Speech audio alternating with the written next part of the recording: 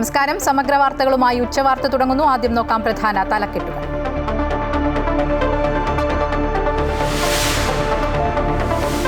ശബരിമല സ്വർണ്ണപ്പാളി വിവാദത്തിൽ സഭ ബഹിഷ്കരിച്ച പ്രതിപക്ഷം. സർക്കാരും ദേവസ്വം ബോർഡും സ്വർണം അടിച്ചുമാറ്റിയവരെ സംരക്ഷിക്കുന്നുവെന്ന് വി.ഡി. സതീശൻ.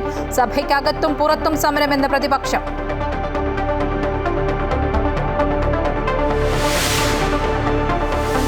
പാലിയേക്കരയിൽ ടോൾ പിരിക്കാൻ ഉപാധികളോടെ അനുമതി നൽകുമെന്ന് ഹൈക്കോടതി. ഉത്തരവ് തിങ്കളാഴ്ച. നിരക്കിൽ മാറ്റമുണ്ടായേക്കും.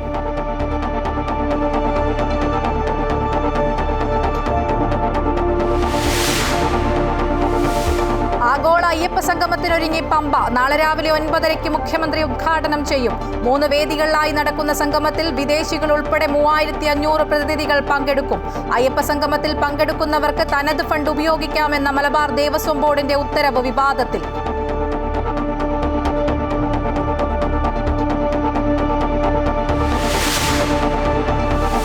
പുനരധിവാസം വൈകുന്നതിൽ പ്രതിഷേധവുമായി മുണ്ടക്കൈ ചൂരൽമല ദുരന്ത ബാധിതർ.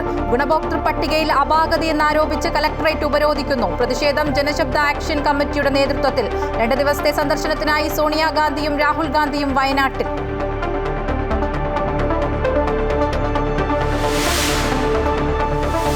ഏഷ്യാകപ്പിൽ അവസാന ഗ്രൂപ്പ് മത്സരത്തിൽ ഇന്ത്യ ഇന്ന് ഒമാനെ നേരിടും. മത്സരം രാത്രി 8 മണി മുതൽ.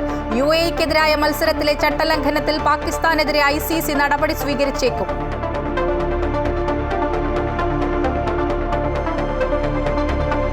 ശബരിമല സ്വർണ്ണപ്പാളി വിഷയത്തിൽ നിയമസഭയിൽ അടിയന്തര പ്രമേയത്തിന് അനുമതി നിഷേധിച്ച സ്പീക്കർ. ഹൈക്കോടതിയുടെ പരിഗണനയിലിരിക്കുന്ന വിഷയം സഭയിൽ ചർച്ച ചെയ്യാനാകില്ല എന്ന് ചൂണ്ടിക്കാട്ടിയാണ് സ്പീക്കർ AN ഷംസീർ അവതരണാനുമതി നിഷേധിച്ചത്.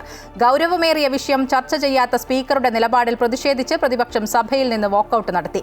ഹൈക്കോടതി സ്വമേധയാ എടുത്ത കേസാണെന്നും ചർച്ച തടയേണ്ടിയിരുന്നില്ല എന്നും അടിയന്തര പ്രമേയത്തിന് നോട്ടീസ് നൽകിയ തിരുവഞ്ചൂർ രാധാകൃഷ്ണൻ MLA പറഞ്ഞു. ഇത് വളരെ ഗൗരവത്തോടു കൂടിയുള്ള ഒരു വിഷയമാണ്. ശബരിമലയിൽ നിന്നും 4 കിലോ സ്വർണം ഹൈക്കോടതി അറിയാതെ, ഉദ്യോഗസ്ഥർ അറിയാതെ അടിച്ചു മാറ്റിയൊരു വിഷയമാണ്. ശബരിമല ഭക്തരെ മുഴുവൻ ഞാൻ പറഞ്ഞല്ലോ, ഈ വിഷയം വളരെ ക്ലിയർ കട്ടായി പറഞ്ഞു. ഇത് ഫ്ലോറിനകത്ത് സബ്ജുഡീസ് ആണ്. 52 ക്ലോസ് 7 പ്രകാരം പറ്റുന്നതല്ല. ഞാൻ പറഞ്ഞല്ലോ, അതിനകത്ത് നിങ്ങൾ പ്രസിഡൻസ് പറഞ്ഞിട്ടുണ്ടാവും. Who will bell the cat എന്ന് പറഞ്ഞ പോലെ someone has to bell the cat. ഇവിടെ ഈ ചെയർ ബെൽ കാറ്റിന് പൂച്ചക്ക് മണി കെട്ടുകയാണ്. ഇനി പ്രസിഡന്റ് അനുവദിക്കുന്നല്ല. ഗൗരവതരമായി അയ്യപ്പ ഭക്തരെയും വിശ്വാസികളെയും മുഴുവൻ വിഷമത്തിലാക്കിയ ഗുരുതരമായ പ്രശ്നമാണ്. ഗവൺമെന്റ് അവരെ സംരക്ഷിക്കുകയാണ്, ദേവസ്വം ബോർഡ് അവരെ സംരക്ഷിക്കുകയാണ്. ഉത്തരവാദിത്തപ്പെട്ട ആളുകളുടെ പിന്തുണയോടുകൂടി 4 കിലോ സ്വർണം ശബരിമലയിൽ നിന്ന് അടിച്ചു മാറ്റിയിട്ട് ഈ സഭയിൽ ഇത് അനുവദിക്കില്ല എന്ന് പറയുന്നത് വളരെ തെറ്റായ ഒരു കീഴ്വഴക്കമാണ് സാർ. ഞങ്ങൾ അതിൽ പ്രതിഷേധിച്ച് ഞങ്ങൾ വാക്കൗട്ട് ചെയ്യുന്നു.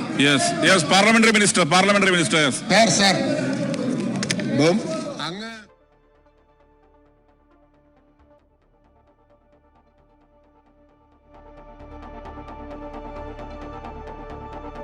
ശബരിമലയിൽ നിന്ന് ഏതാണ്ട് 42 കിലോ സ്വർണ്ണപ്പാളി കൊണ്ടുപോയി. അതിനുശേഷം മടക്കി കൊണ്ടുവന്ന് കഴിഞ്ഞപ്പോൾ അത് 38 കിലോയായി ചുരുങ്ങി. അതിനൊരു കേസുണ്ട്, അതുകൊണ്ടാണ് അടിയന്തര പ്രമേയം അനുവദിക്കാത്തത് എന്നായിരുന്നു സ്പീക്കർ നിയമസഭയിൽ പറഞ്ഞത്. അതിൻ്റെ കേസെന്ന് പറയുന്നത് ഹൈക്കോടതി സിയോമോട്ടോ എടുത്ത കേസാണ്. അതിനകത്തൊരു വാദിയില്ല.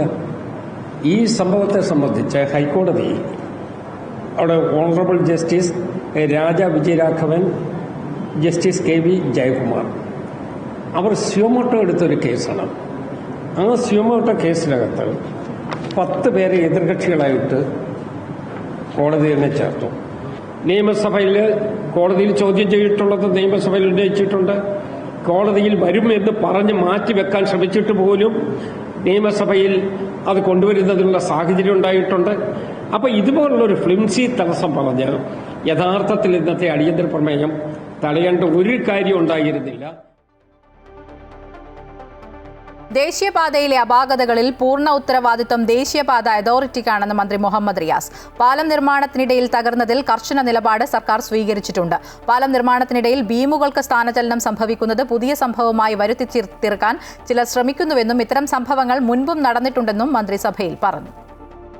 പാലം നിർമ്മാണത്തിനിടയിൽ തകർന്നു എന്നുള്ളത് വസ്തുതയാണ്. നിർമ്മാണത്തിന്റെ ഘട്ടത്തിലാണ്. അതിനെതിരെ കർക്കശ സമീപനവും സംസ്ഥാന ഗവൺമെന്റ് സ്വീകരിച്ചിരുന്നു. സർ, പാലം നിർമ്മാണത്തിനെതിരെ തകരാറ് സംഭവിക്കുന്നത് ആദ്യമായിട്ടല്ല, മുമ്പുണ്ട്. അത് ഉണ്ടാവാൻ പാടില്ല. ഇപ്പോ പഴയ കണക്കുകൾ കൂടി ഞാൻ എടുത്ത് പരിശോധിച്ചു. ഇപ്പോ പാലം നിർമ്മാണത്തിനിടെ ബീമുകൾക്ക് സ്ഥാനചലനം സംഭവിക്കുന്നത് പുതിയ സംഭവമെന്ന നിലയിൽ ചിലർ പ്രചരിപ്പിക്കാൻ ശ്രമിക്കുന്നുണ്ട്. ഇപ്പോൾ പഴയ ചരിത്രം എടുത്താൽ 2011 മുതൽ 16 വരെ അപകടങ്ങൾ നമ്മളൊന്ന് പരിശോധിച്ച് നോക്കിയാൽ ഇത് വളരെ കൂടുതലായിരുന്നു. സഭയിലെ പരാമർശം പിൻവലിച്ച് പ്രതിപക്ഷ നേതാവ് വി ഡി സതീശൻ. ഇന്നലത്തെ അടിയന്തര പ്രമേയ ചർച്ചയ്ക്കിടെ മന്ത്രി പച്ചക്കള്ളം പറയുകയാണ് എന്ന് പ്രതിപക്ഷ നേതാവ് പറഞ്ഞിരുന്നു. പെട്ടെന്നുള്ള പ്രകോപനം മൂലമാണ് അങ്ങനെ പറഞ്ഞതെന്നും അത് പിൻവലിക്കുന്നതായും വി ഡി സതീശൻ പറഞ്ഞു. ആ വാക്ക് സഭാരേഖകളിൽ നിന്ന് നീക്കണമെന്ന് സ്പീക്കർക്ക് കത്ത് നൽകിയതായും പ്രതിപക്ഷ നേതാവ് സഭയെ അറിയിച്ചു.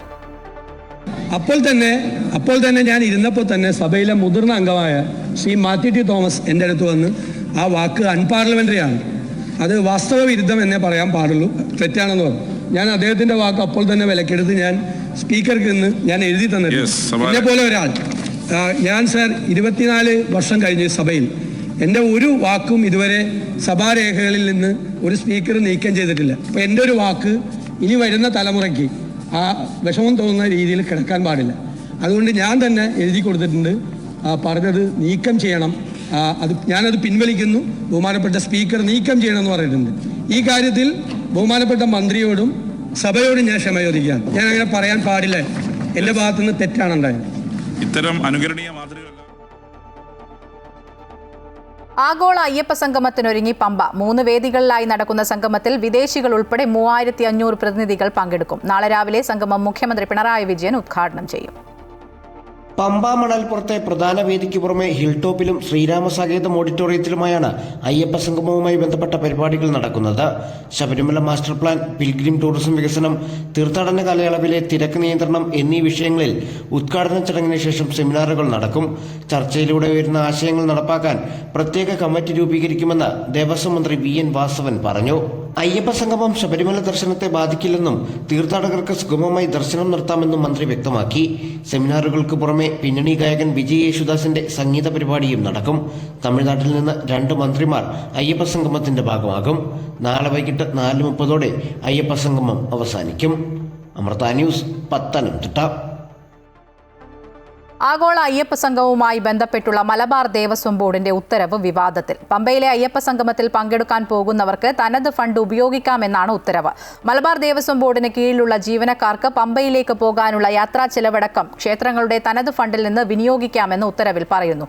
അതേസമയം ഉത്തരവ് ഹൈക്കോടതി നിർദ്ദേശത്തിന്റെ ലംഘനമാണെന്നാണ് ഉയരുന്ന ആക്ഷേപം. ശബരിമലയിലെ അടിസ്ഥാന സൗകര്യ വികസനത്തിന് കോടിക്കണക്കിന് രൂപ ചെലവഴിച്ച് ശബരിമലയിൽ അയ്യപ്പ സംഗമം നടത്തേണ്ട ആവശ്യമില്ലെന്ന് കുമ്മനം രാജശേഖരൻ. ഇക്കാര്യത്തിൽ വ്യക്തമായ രൂപരേഖകൾ ദേവസ്വം ബോർഡിന്റെയും സർക്കാരിന്റെയും മുൻപിലുണ്ട്. ആഗോള അയ്യപ്പ സംഗമം സംബന്ധിച്ച് ധവളപത്രം പുറത്തിറക്കാൻ സർക്കാർ തയ്യാറാണോ എന്നും അദ്ദേഹം ചോദിച്ചു. തെരഞ്ഞെടുപ്പ് അടുത്തപ്പോൾ സർക്കാർ പൊടിക്കൈയുമായി എത്തിയിരിക്കുകയാണ്. ശബരിമലയിൽ നടന്നിരിക്കുന്ന തട്ടിപ്പുകളെയും ക്രമക്കേടുകളെയും കുറിച്ച് സർക്കാർ നിശബ്ദത പാലിക്കുകയാണെന്നും കുമ്മനം രാജശേഖരൻ ആരോപിച്ചു. 7 കോടി രൂപ ചെലവഴിച്ച് നാളെ പമ്പയിൽ അയ്യപ്പ സംഗമം നടക്കുകയാണ്. ഈ അയ്യപ്പ സംഗമം ചർച്ച ചെയ്യുന്ന വിഷയങ്ങൾ ഒന്ന് അടിസ്ഥാന സൗകര്യം, ക്ഷേമപ്രവർത്തനങ്ങൾ, തിരക്ക് നിയന്ത്രിക്കാനുള്ള സംവിധാനം, ശബരിമല ഒരാഗോള ടൂറിസം കേന്ദ്രമായി വികസിപ്പിക്കുക. ഈ 3 കാര്യങ്ങൾ സംബന്ധിച്ച് വളരെ വ്യക്തമായ രൂപരേഖകൾ ദേവസ്വം ബോർഡിൻ്റെയും സർക്കാരിൻ്റെയും മുമ്പിലുണ്ട്. ഇതൊരു പുതിയ കാര്യമല്ല. അതിന് 7 കോടി രൂപ ചെലവഴിച്ച ഒരു അയ്യപ്പ സംഗമം നടത്തേണ്ട യാതൊരുവിധ ആവശ്യവുമില്ല. നാളിതുവരെ കൈക്കൊണ്ട നടപടികൾ സംബന്ധിച്ച്, ചെലവഴിച്ചിട്ടുള്ള പണം, കിട്ടിയിട്ടുള്ള പണം, ഇതൊക്കെ സംബന്ധിച്ച് ഉള്ള വിവരങ്ങൾ വെളിപ്പെടുത്താൻ സർക്കാരും ദേവസ്വം ബോർഡും തയ്യാറുണ്ടോ? 4 കിലോ സ്വർണം കാണാനില്ല എന്നുള്ളത് വളരെ വ്യക്തമായ രേഖയാണ്. അതേക്കുറിച്ച് എന്തുകൊണ്ട് ദേവസ്വം ബോർഡ് പ്രസിഡന്റൊന്നും സംസാരിക്കുന്നില്ല? 4 കിലോ സ്വർണം എന്ന് പറയുന്നത് ചെറിയ കാര്യമാണ്.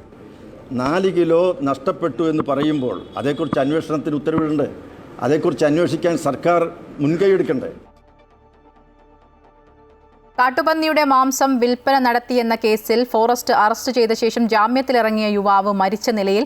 തൃശൂർ കാഞ്ഞിരക്കോട് വടക്കൻ വീട്ടിൽ മിഥുനാണ് മരിച്ചത്. വനം വകുപ്പിനെതിരെ നാട്ടുകാർ ഇപ്പോൾ പ്രതിഷേധം നടത്തുകയാണ്. തഹസിൽദാരും നാട്ടുകാരും തമ്മിൽ വാക്കുതർക്കം തുടരുകയാണ്. എന്തേലും ചെയ്യാന്ന് പറഞ്ഞിട്ട് ഞങ്ങൾ സമാധാനിച്ചു. പക്ഷേ എനിക്ക് പോയത് അറിഞ്ഞില്ല സാറേ. അയ്യോ ഞാൻ ഒരു മോനുണ്ടായിരുന്നതാണ്, അതിനെങ്ങനെ ചെയ്തില്ല അവര്. അയ്യോ ഫോണ് പോയി എന്ന് പറഞ്ഞ് സങ്കടം, അവരിച്ച് വീട്ടിൽ എടുത്തിന്ന് സങ്കടം. എന്തൊക്കെയായിരുന്നു കുട്ടികൾ, 2 കുഞ്ഞുമക്കളെ ഈ അമ്മേനും ഭാര്യനും ഇട്ടിട്ട് അവൻ പോയില്ലേ. അവരെന്താ ചെയ്തതൊന്നും അറിയൂ സാറേ, അവരെന്തോ ഇന്നലെ അവിടെ പോയിട്ട് ചെയ്തതൊന്നും അറിയൂ സാറേ. അവന് മോനോട് അച്ഛനോട് ഇല്ലാത്തതാണ്, അവൻ്റെ അതുകൊണ്ടാണ് ഞങ്ങൾ താത്താണല്ലോട് ജീവിക്കുന്നവരാ ഞങ്ങൾ. ഈ ഓട്ടോറിക്ഷ ഓട്ടിയിട്ട് കിട്ടിയിട്ട് വേണം, അത് ഇന്നലെ ഒരു ഓട്ടം കിട്ടിയിട്ടില്ല. എന്നിട്ട് പറഞ്ഞ് മൊബൈലില്ലാത്ത കാരണം ആ സാറുമാർ മേടിച്ചു വെച്ച കാരണം ഓട്ടമില്ല ഒന്നുമില്ല എന്ന് പറഞ്ഞിട്ട് ഇന്നലെ നടന്ന് ഇവളെ പിന്നാലെ നടന്ന് കരയായിരുന്നു. അയ്യോ. കൂടുതൽ വിവരങ്ങളുമായി ഹരീഷ് നാരായണൻ ചേരുകയാണ്. ഹരീഷ്, സ്ഥലത്തിപ്പോഴും സംഘർഷാവസ്ഥ നിലനിൽക്കുകയാണോ? ഈ തഹസിൽദാരും നാട്ടുകാരും തമ്മിൽ ഇപ്പോൾ സംഭാഷണം നടത്തിക്കൊണ്ടിരിക്കുകയാണ്. എന്താണ് നാട്ടുകാർ പറയുന്നത്? അവരുടെ പ്രധാന ആവശ്യം എന്താണ്?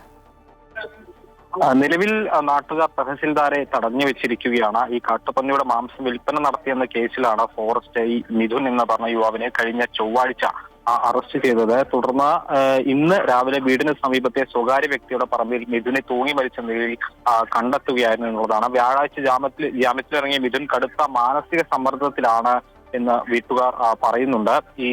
ഈ ഒരു സാഹചര്യത്തിലാണ് ഇപ്പോൾ തഹസിൽദാർ അടക്കമുള്ള ആളുകളെ നാട്ടുകാർ തടഞ്ഞു വെച്ചിരിക്കുന്നത്. നിലവിൽ മൃതദേഹം ഇപ്പോഴും ഈ ഒരു കയറിൽ തൂങ്ങി നിൽക്കുന്ന അവസ്ഥയിലാണ്. മൃതദേഹം എടുക്കാൻ നാട്ടുകാർ അനുവദിക്കുന്നില്ല. കളക്ടർ അടക്കം സ്ഥലത്തെത്തിയാൽ മാത്രമേ ഈ മൃതദേഹം വിട്ടു നൽകൂ എന്നുള്ളൊരു കാര്യമാണ് ഇപ്പോൾ നാട്ടുകാർ പ്രധാനമായും പറയുന്നത്. ഇതിൽ ഈ മിഥുന്റെ മാനസികാവസ്ഥ വളരെ കടുത്ത സംഘർഷത്തിലായിരുന്നു എന്ന് അമ്മ ഷീന പറയുന്നുണ്ട്. മൊബൈൽ ഫോൺ വാങ്ങുന്നതിന് വേണ്ടിയാണ് ഇന്നലെ വനംവകുപ്പ് ഓഫീസിലെത്തിയത്. വൈകുന്നേരം തിരിച്ചെത്തിയപ്പോൾ ഫോണ് ലഭിച്ചില്ല. തിരികെ വീട്ടിലെത്തിയ മിഥുൻ കടുത്ത മാനസിക സംഘർഷത്തിലാണ് പെരുമാറിയത് അമ്മ പറയുന്നു. മിഥുന്റെ ഏക വരുമാനത്തിലാണ് ഈ ഒരു കുടുംബം ജീവിച്ചിരുന്നത്. മിഥുൻ മരിച്ചതോടെ കുടുംബം തീർത്തും അനാഥമായെന്നുമാണ് ഇപ്പോൾ അമ്മ പറയുന്നത്. മിഥുനെ വനംവകുപ്പ് കസ്റ്റഡിയിൽ മർദ്ദിച്ചു എന്നും ബന്ധുക്കൾ ആരോപിക്കുന്നുണ്ട്.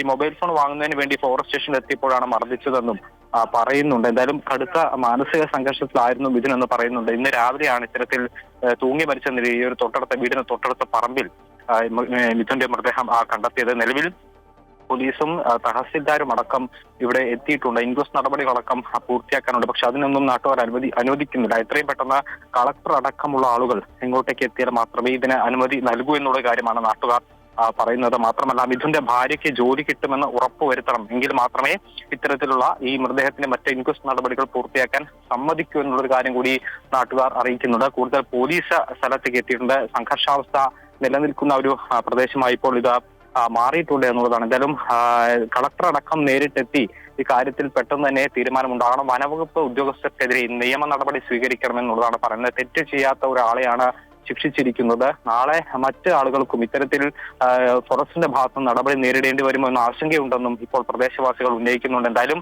എത്രയും പെട്ടെന്ന് കളക്ടർ അടക്കമുള്ള ആളുകൾ ഇങ്ങോട്ടേക്ക് എത്തി ഇതിന് നടപടി സ്വീകരിച്ചാൽ മാത്രമേ ഈ മൃതദേഹം എടുക്കാനും മറ്റ് ചടങ്ങുകൾ അല്ലെങ്കിൽ മറ്റ് നടപടിക്രമങ്ങൾ പൂർത്തീകരിക്കാനും അനുവദിക്കും. അതുവരെയുള്ള സമരം തുടരും എന്നുള്ളൊരു കാര്യമാണ് ഇപ്പോൾ നാട്ടുകാർ പറയുന്നത്. റോഡടക്കം ഉപരോധിക്കും എന്നടക്കമുള്ള കാര്യങ്ങൾ പറയുന്നു. എന്തായാലും എത്രയും പെട്ടെന്ന് നടപടികൾ സ്വീകരിക്കണം, ഭാര്യയ്ക്ക് ജോലി ഉറപ്പാക്കണം, ഈ വനംവകുപ്പ് ഉദ്യോഗസ്ഥർക്കെതിരെ നടപടി സ്വീകരിക്കണമെന്നൊരു ആവശ്യമാണ് നിലവിൽ നാട്ടുകാർ ഉന്നയിക്കുന്നത്. ശരി, മിഥുന്റെ മൃതദേഹം മാറ്റാൻ നാട്ടുകാർ സമ്മതിക്കുന്നില്ല. ഇപ്പോൾ തഹസിൽദാറുമായി നാട്ടുകാർ വാക്കുതർക്കത്തിലാണ്. കളക്ടറൊക്കെ വരണമെന്നാണ് അവർ ഉന്നയിക്കുന്ന പ്രധാന ആവശ്യം. ഹരീഷാണ് വിവരങ്ങൾ നൽകിയത്. തനിക്കും കുടുംബത്തിനുമെതിരെ അപവാദ പ്രചാരണം നടത്തിയവർക്കെതിരെ നിയമ നടപടി സ്വീകരിച്ച് CPM നേതാവ് KJ ഷൈൻ. മുഖ്യമന്ത്രി, വനിതാ കമ്മീഷൻ, DGP എന്നിവർക്ക് പരാതി നൽകി. തനിക്കെതിരായ അപവാദ പ്രചാരണത്തിന്റെ ഗൂഢാലോചന നടന്നത് പറവൂരിൽ നിന്ന് തന്നെയെന്ന് KJ ഷൈൻ പ്രതികരിച്ചു. അതേസമയം ആരുടെയും പേര് പരാമർശിച്ചിട്ടില്ലാത്ത കാര്യങ്ങളാണ് താൻ ഫേസ്ബുക്കിൽ പങ്കുവച്ചതെന്ന് വിഷയം ആദ്യം സമൂഹമാധ്യമത്തിൽ പോസ്റ്റിട്ട കോൺഗ്രസ് പറവൂർ മണ്ഡലം സെക്രട്ടറി CK ബാലകൃഷ്ണൻ പറഞ്ഞു. രാഷ്ട്രീയത്തിൽ സജീവമായ സ്ത്രീ എന്ന നിലയിലാണ് താൻ ആക്രമിക്കപ്പെടുന്നത്. രാഹുൽ മാങ്കൂട്ടത്തിനെതിരായി ഉണ്ടായ പരാതികൾ മറക്കാൻ സ്ത്രീകളെ ആക്രമിക്കുകയാണ്. അപവാദ പ്രചരണത്തിന് കൂട്ടുനിൽക്കുന്നത് പറവൂരിലുള്ള കോൺഗ്രസ് നേതൃത്വമാണെന്നും KJ ഷൈൻ പറഞ്ഞു. നിയമസഭാ സമ്മേളനം നടക്കുന്നു, അതിനകത്ത് നിരായുധരായിട്ട് പ്രതിപക്ഷം നിൽക്കുന്നു, ഒന്നും മിണ്ടാൻ കഴിയാത്ത അവസ്ഥ വരുന്നു. അപ്പോൾ ഇതിൽ നിന്ന് കുറച്ച് സമയത്തേക്കെങ്കിലും ഒരു അറ്റൻഷൻ ഡൈവേർട്ട് ചെയ്യാനുള്ള ഒരു ശ്രമത്തിൻ്റെ ഭാഗമായിട്ട് എന്നെ ഒരു കരുവാക്കി ഉപയോഗിച്ചു. പറവൂരിലെ കോൺഗ്രസിൻ്റെ എല്ലാ പ്രവർത്തനങ്ങളും നിയന്ത്രിക്കുന്നത് MLA ഓഫീസും അദ്ദേഹവും തന്നെയാണ്. അദ്ദേഹം അറിയാതൊരു ഈച്ച പോലും ഇവിടെ അനങ്ങില്ല. പക്ഷേ ഇവിടുത്തെ പഴയ മൂല്യബോധമുള്ള കുറേ കോൺഗ്രസ്സുകാരുണ്ട്. അവരൊക്കെ സൈഡ് ലൈൻ ചെയ്യപ്പെട്ട കുറേ കോൺഗ്രസ്സുകാർ ഇവിടെ ഉണ്ട്. അവരിലൊരാളാണ് എന്നോട് ഈ കാര്യം പറഞ്ഞത്. ടീച്ചർക്കെതിരെ ഒരു ബോംബ് വരുന്നുണ്ട്, ശ്രദ്ധിക്കണം. അപവാദ പ്രചരണം കൊണ്ട് താൻ തളരില്ല. ഇതിനു പിന്നിൽ പ്രവർത്തിച്ചവരെ നിയമത്തിനു മുന്നിൽ കൊണ്ടുവരുമെന്നും KJ ഷൈൻ പ്രതികരിച്ചു. നമുക്കിപ്പോൾ രാജ്യത്ത് നിലനിൽക്കുന്ന നിയമത്തെ ഉപയോഗിക്കുക എന്നുള്ളതാണ്. നമ്മൾക്ക് നേരിടുന്ന ശാരീരിക മാനസിക ആക്രമണങ്ങൾക്കെതിരെ, ആ ക്രൈം ചെയ്യുന്നവർക്കെതിരെ നമുക്ക് നിലവിൽ എന്താണോ നിയമ സാധ്യതയുള്ളത് അത് ഉപയോഗിക്കുക. ഒളിച്ചോടാനൊന്നും പറ്റില്ലല്ലോ, അവരാണല്ലോ ഒളിച്ചോടേണ്ടത്, അവരാ. സംഭവത്തിൽ KJ ഷൈൻ മുഖ്യമന്ത്രി, വനിതാ കമ്മീഷൻ, DGP എന്നിവർക്ക് പരാതി നൽകിയിട്ടുണ്ട്. എന്നാൽ ഷൈൻ ടീച്ചറുടെയോ MLAയുടെയോ പേര് പരാമർശിക്കാത്ത പോസ്റ്റാണ് താൻ ഫേസ്ബുക്കിൽ ഇട്ടതെന്ന് കോൺഗ്രസ് പറവൂർ മണ്ഡലം സെക്രട്ടറി CK ബാലകൃഷ്ണൻ വ്യക്തമാക്കി. പോസ്റ്റിൽ പറയുന്ന കാര്യങ്ങൾ സുഹൃത്തായ CPM പ്രവർത്തകനിൽ നിന്നും ലഭിച്ചതാണ്. പോസ്റ്റിൽ ഒരു MLA എന്ന് മാത്രമേ പറഞ്ഞിട്ടുള്ളൂ. പോസ്റ്റ് പിന്നീട് താൻ പിൻവലിക്കുകയും ചെയ്തതായി CK ബാലകൃഷ്ണൻ അറിയിച്ചു. ഞാൻ ടീച്ചറുടെ പേരോ അല്ലാതെ ഉണ്ണികൃഷ്ണൻ MLAയുടെ പേരോ അതിൽ പ്രതിപാദിച്ചിട്ടില്ല. നേരത്തെ ഞാൻ ഒരു മാസത്തിന് മുമ്പ് ഒരു ഫേസ്ബുക്കിൽ ഒരു പോസ്റ്റ് ഇട്ടു. അത് ഇട്ട ഒരു 10 മിനിറ്റുള്ളിൽ ഞാൻ അത് ഡിലീറ്റ് ചെയ്തു. എന്ന് പറയുമ്പോൾ എൻ്റെ ഒരു കൂട്ടുകാരൻ, ഇവർ പള്ളിപ്പുറത്തുള്ള ഈ CPMൻ്റെ ഗ്രൂപ്പുകാരാണ് പുറത്തു വന്നത്. അതിലൊരുത്തനാണ് ആ പാർട്ടിയിലുള്ള ഒരു, അവനിപ്പോൾ പാർട്ടിയിൽ നിന്ന് രാജിവെച്ചാൽ BJP-കാരായിട്ടുണ്ട്. അവൻ എനിക്ക് ഈ പോസ്റ്റ് അയച്ചു തന്നു. ഞാൻ അപ്പോൾ അവനോട് ചോദിച്ചത് ആരാണെന്ന് ചോദിച്ചു, MLA. അതവൻ പറയണില്ല. അപ്പോൾ ഞാനപ്പോൾ അത് വെറുതെ ഇങ്ങനെ ഇട്ട് കഴിഞ്ഞപ്പോഴാണ് ആൾക്കാരെ എടുത്ത് നോക്കണം, ഇത് ആൾ പേരില്ലാതെ ആൾ എൻ്റെ പേരിട്ട് ഞാൻ അത് കട്ട് ചെയ്ത് കളഞ്ഞു. ഉള്ള കാര്യം പറഞ്ഞല്ല, ഇല്ലെന്ന് പറയില്ല. വിവാദമുണ്ടായതിനു പിന്നാലെ CPM പ്രവർത്തകരുടെ ഭാഗത്തു നിന്നും ഭീഷണി ഉണ്ടാകുന്നുണ്ടെന്നും CK ബാലകൃഷ്ണൻ പറഞ്ഞു. വൈകല്യമുള്ള തന്റെ ഭാര്യയടക്കം അധിക്ഷേപിക്കുന്നു. പോലീസിൽ പരാതി നൽകുമെന്നും CK ബാലകൃഷ്ണൻ വ്യക്തമാക്കി. CK ബാലകൃഷ്ണനാണ് അപവാദ പ്രചരണങ്ങൾക്ക് പിന്നിലെന്ന് KJ ഷൈൻ ആരോപിച്ചിരുന്നു. അമൃത ന്യൂസ്, കൊച്ചി. KJ ഷൈനിനെതിരായ സൈബർ ആക്രമണത്തിന് പിന്നിൽ CPM എന്ന് ആവർത്തിച്ച് എറണാകുളം DCC പ്രസിഡന്റ് മുഹമ്മദ് ഷിയാസ്. ജില്ലാ സെക്രട്ടറിയെ ഒളിക്യാമറയിൽ കുടുക്കിയ പാർട്ടിയാണ് CPM. അന്ന് ഇതിനു പിന്നിൽ ഉണ്ടായിരുന്നവർ പലരും ഇന്ന് ജില്ലാ നേതൃത്വത്തിലുണ്ടെന്നും ഷിയാസ് പ്രതികരിച്ചു. ഇന്ന് CPMന്റെ ജില്ലാ നേതൃത്വത്തിലുണ്ട്. ആ ഒളിക്യാമറയുടെ അതേ മാനസികാവസ്ഥയിലാണ് ഇന്ന് CPMന്റെ വനിതാ നേതാക്കന്മാർക്ക് പോലും അവരുടെ പൊതുജീവിതവും രാഷ്ട്രീയ ജീവിതവും മുന്നോട്ട് കൊണ്ടുപോകാൻ കഴിയാത്ത രീതിയിൽ അവർക്കെതിരായി ദുരാരോപണങ്ങൾ CPM തന്നെ നേതൃത്വത്തിൽ ഉണ്ടാക്കിയെടുക്കുന്നത്. തെരഞ്ഞെടുപ്പ് കമ്മീഷനെതിരെ നിലപാട് കടുപ്പിച്ച് രാഹുൽ ഗാന്ധി. വോട്ട് മോഷണം, വോട്ടർ പട്ടിക ക്രമക്കേട് എന്നിവയിൽ കൂടുതൽ തെളിവുകൾ വരും ദിവസങ്ങളിൽ പുറത്തുവിടാൻ തന്നെയാണ് തീരുമാനം. ഹരിയാന, ഉത്തർപ്രദേശ് തുടങ്ങിയ സംസ്ഥാനങ്ങളിലെ വിവരങ്ങളാകും പുറത്തുവിടുക. കമ്മീഷന്റെ അടുത്ത നീക്കവും നിർണായകമാണ്. വോട്ട് മോഷണം, വോട്ടർ പട്ടിക ക്രമക്കേട് എന്നിവയിൽ ഗുരുതര ആരോപണമാണ് തെരഞ്ഞെടുപ്പ് കമ്മീഷനെതിരെ രാഹുൽ ഗാന്ധി ഉന്നയിച്ചുകൊണ്ടിരിക്കുന്നത്. വിഷയത്തിൽ 2 തവണ മാധ്യമങ്ങളെ കണ്ട രാഹുൽ ഗാന്ധി നിരവധി തെളിവുകളാണ് പുറത്തുവിട്ടത്. എന്നാൽ തെറ്റായൊന്നും സംഭവിച്ചിട്ടില്ല എന്നും അടിസ്ഥാനരഹിതമായ ആരോപണങ്ങളാണ് പ്രതിപക്ഷ നേതാവ് പുറത്തുവിടുന്നതെന്നുമാണ് തെരഞ്ഞെടുപ്പ് കമ്മീഷന്റെ നിലപാട്. കർണാടകയിലെ മഹാരാഷ്ട്രയിൽ വിഷയങ്ങൾ നേരത്തെ പരിശോധിച്ചതാണെന്നും ആരോപണങ്ങളിൽ കഴമ്പില്ലെന്നുമാണ് കമ്മീഷൻ വ്യക്തമാക്കുന്നത്. ഫാക്ട് ചെക്ക് എന്ന പേരിൽ 3 കാര്യങ്ങൾക്ക് മാത്രം മറുപടി പറഞ്ഞു. ആലന്ദ് മണ്ഡലത്തിലെ ക്രമക്കേട് സംബന്ധിച്ച ആരോപണത്തിന് തെരഞ്ഞെടുപ്പ് കമ്മീഷന്റെ മറുപടി കോൺഗ്രസ് അല്ലേ മണ്ഡലത്തിൽ ജയിച്ചതെന്നാണ്.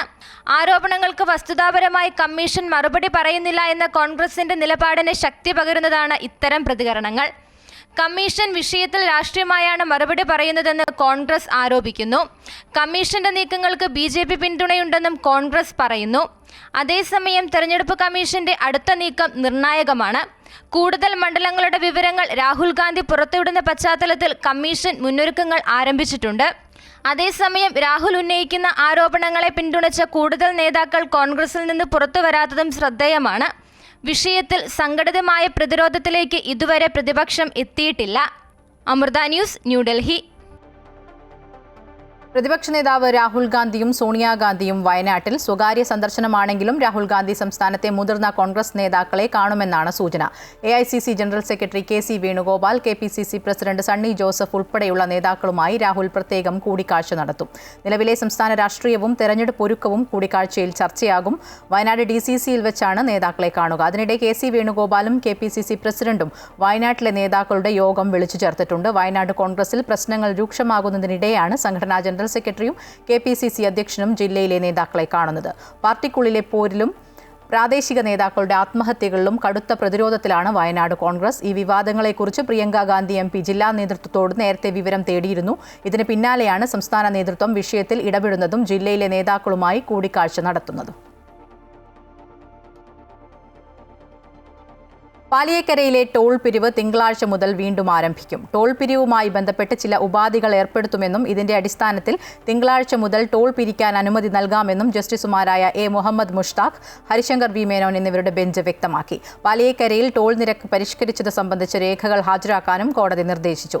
നിർമ്മാണ പ്രവർത്തനങ്ങൾ മൂലം ഗതാഗത കുരുക്കുണ്ടാകുന്നത് ചൂണ്ടിക്കാട്ടി ഓഗസ്റ്റ് 6 മുതലാണ് പാലിയേക്കരയിൽ ടോൾ പിരിക്കുന്നത് ഹൈക്കോടതി തടഞ്ഞത്. മുണ്ടക്കൈ ചൂരൽമല ദുരന്തബാധിതരുടെ പുനരധിവാസവുമായി ബന്ധപ്പെട്ട് സർക്കാർ അവസാനം പ്രസിദ്ധീകരിച്ച ഗുണഭോക്തൃ പട്ടികയിൽ അപാകതയാരോപിച്ച് ദുരന്തബാധിതർ കലക്ടറേറ്റ് ഉപരോധിക്കുന്നു. ജനശബ്ദ ആക്ഷൻ കമ്മിറ്റിയുടെ നേതൃത്വത്തിലാണ് സമരം. രതീഷ് കുഞ്ചത്തൂർ തയ്യാറാക്കിയ റിപ്പോർട്ട്. ഈ നിത്യകൂലി ചെയ്യുന്നവരുടെ കയ്യിൽ നിന്ന് 50 രൂപയും 100 രൂപയും മുണ്ടക്കൈ ചൂരൽമല ദുരന്തബാധിതരുടെ പുനരധിവാസവുമായി ബന്ധപ്പെട്ടുകൊണ്ട് സർക്കാർ പുറത്തിറക്കിയ ലിസ്റ്റുമായി ബന്ധപ്പെട്ടുകൊണ്ട് നിരവധി അപാകതകളുണ്ടെന്ന് ആരോപിച്ചുകൊണ്ട് ജനകീയ ആക്ഷൻ കമ്മിറ്റിയുടെ നേതൃത്വത്തിൽ ഇപ്പോൾ കലക്ടറേറ്റ് പടിക്കൽ ദുരന്തബാധിതർ ഉപരോധ സമരം സംഘടിപ്പിക്കുകയാണ്. കഴിഞ്ഞ ദിവസം പുറത്തിറക്കിയ അഡീഷണൽ ലിസ്റ്റിൽ 49 പേരുടെ അഡീഷണൽ ലിസ്റ്റിൽ പല അനർഹരും കയറി പറ്റിയെന്നാണ് ദുരന്തബാധിതർ പ്രധാനമായും ആവശ്യപ്പെട്ടുകൊണ്ടിരിക്കുന്നത്. അതുകൊണ്ട് തന്നെയാണ് ഇന്ന് ജനശബ്ദം ആക്ഷൻ കമ്മിറ്റിയുടെ നേതൃത്വത്തിൽ ഇപ്പോൾ കളക്ടറേറ്റിന് മുന്നിൽ ഉപരോധ സമരം ആരംഭിച്ചിരിക്കുന്നത്. ഈ സമരത്തിൽ കൃത്യമായ രീതിയിലുള്ള ഇടപെടൽ നടത്തി പ്രശ്നം പരിഹരിച്ചില്ലെങ്കിൽ കളക്ടറേറ്റ് ഉപരോധിക്കുന്നതോടൊപ്പം തന്നെ ദേശീയപാതയും ഉപരോധിക്കുമെന്ന് ദുരന്തബാധിതർ പറഞ്ഞിട്ടുണ്ട്. ഏതായാലും ഇത്തരത്തിൽ നിരവധിയായ കുടുംബങ്ങൾ ഇപ്പോൾ കളക്ടറേറ്റിന് മുന്നിൽ കുത്തിരിപ്പ് സമരം നടത്തുകയാണ്. ഏതായാലും സമരത്തിൽ പങ്കെടുക്കാൻ നിരവധി ആളുകൾ എത്തിയിട്ടുണ്ട്. അവരുടെ പ്രശ്നങ്ങൾ തന്നെ നമുക്ക് ചോദിക്കാം. ഇത്തരത്തിൽ പല പ്രശ്നങ്ങളും അഭിമുഖീകരിക്കുകയാണല്ലോ. ചേച്ചി, എന്തൊക്കെയാണ് നിലവിൽ നിങ്ങൾ നേരിടുന്ന ഒരു വിഷയങ്ങൾ? ലിസ്റ്റിൽ നിന്ന് പുറത്താണോ? ലിസ്റ്റിൽ നിന്ന് പുറത്താണ്. ഇതുവരെയായിട്ട് ലിസ്റ്റിൽ വന്നിട്ടില്ല. അങ്ങനെയാണ് ഞങ്ങളിപ്പോ ഈ സമരത്തിലേക്ക് അവര് വരാൻ പറഞ്ഞു. ഞങ്ങൾ അങ്ങനെ വന്നിവിടെ നിൽക്കുന്നത്. അത്രയും എന്താ പറയാ, ദുരിതങ്ങൾ അനുഭവിച്ച് ഞങ്ങൾ ഉറ്റവരും ഉടയവരൊക്കെ പോയിട്ട് അത് ഞങ്ങൾ നേരിൽ കണ്ടവരാണ്, കണ്ടിട്ട് ഞങ്ങൾ വന്നവരാണ്. അപ്പൊ എന്തെന്ന് പറയാ, ആ ഭാഗം പറയുമ്പോൾ പറയാൻ വാക്കുകളില്ല.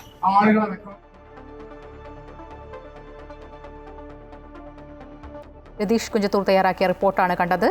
ഗാസയിൽ സ്ഥിരമായി അടിയന്തര വെടിനിർത്തൽ പ്രഖ്യാപിക്കണമെന്നും ബന്ദികളെ മോചിപ്പിക്കണമെന്നും ആവശ്യപ്പെട്ടുള്ള ഐക്യരാഷ്ട്രസഭ സുരക്ഷാ സമിതിയുടെ പ്രമേയം വീറ്റോ ചെയ്ത് അമേരിക്ക. 15-ൽ 14 അംഗങ്ങളും പ്രമേയത്തെ അനുകൂലിച്ച് വോട്ട് ചെയ്തു. ഗാസ സിറ്റിയിൽ ഇസ്രായേൽ കരയാക്രമണം രൂക്ഷമാക്കിയതിന് പിന്നാലെയാണ് UN വീണ്ടും പ്രമേയം അവതരിപ്പിച്ചത്.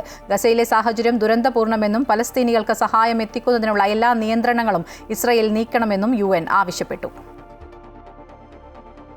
ഡൽഹി കലാപ ഗൂഢാലോചന കേസിൽ ജാമ്യാപേക്ഷ പരിഗണിക്കുന്നത് സുപ്രീം കോടതി മാറ്റി. ഉമർ ഖാലിദ്, ഷർജിൽ ഇമാം ഉൾപ്പെടെയുള്ളവരാണ് ജാമ്യ ഹർജി നൽകിയത്. ഹർജി തിങ്കളാഴ്ച പരിഗണിക്കും. ഹൈക്കോടതി ജാമ്യാപേക്ഷ തള്ളിയതിനാൽ പ്രതികൾ സുപ്രീം കോടതിയെ സമീപിക്കുകയായിരുന്നു.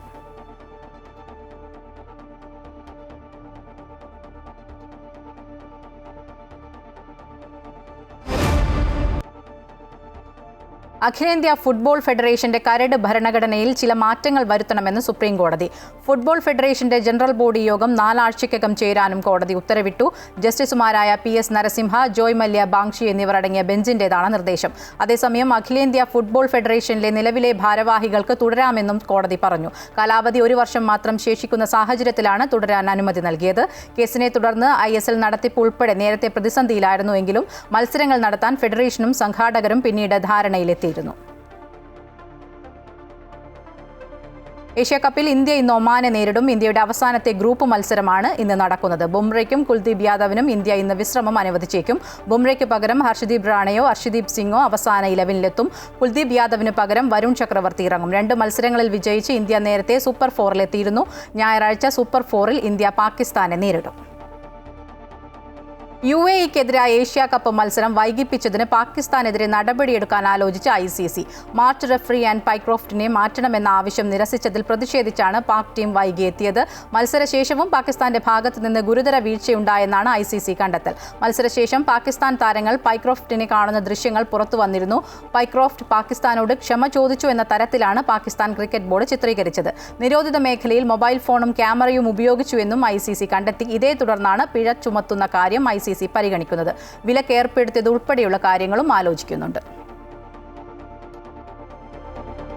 ഇതോടെ ഉച്ചവാർത്ത പൂർണ്ണമാകുന്നു. കൂടുതൽ വാർത്തകൾ അമൃത ന്യൂസ് യൂട്യൂബ് ചാനലിൽ തുടരും.